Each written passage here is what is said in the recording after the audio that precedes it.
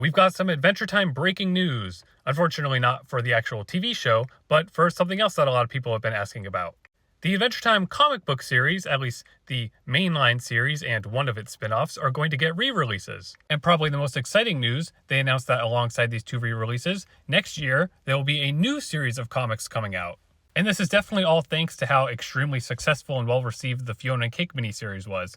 So it's like possible that they're going to do this other comic series close to when Fiona Cake Season 2 comes out.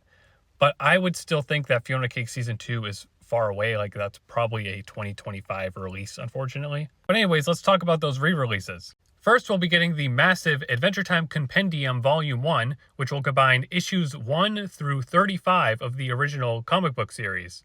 And for reference, the original volume releases of the comics, which you can kind of find used online for pretty cheap and stuff, those only had 4 issues each. So there's like a lot of those. I think there's 20 plus volumes of that. But now this new compendium is going to be huge and is going to combine 35 issues. So I guess there's like 75 issues total or something. So they'll release like 3 of these compendiums, I think.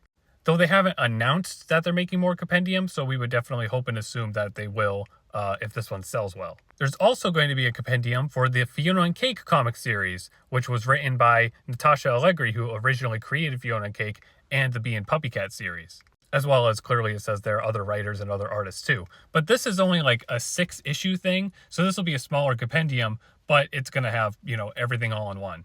Here's just a little summary of all the news if you want to pause and read this. But ultimately, too, I just want to bring up again the important question of, do you have to read these comics if you're like into the show and into the lore and all that sort of stuff? And it's kind of a matter of just, if you love Adventure Time, then absolutely you should read these comics because they're pretty great. But they don't actually tie into the show at all.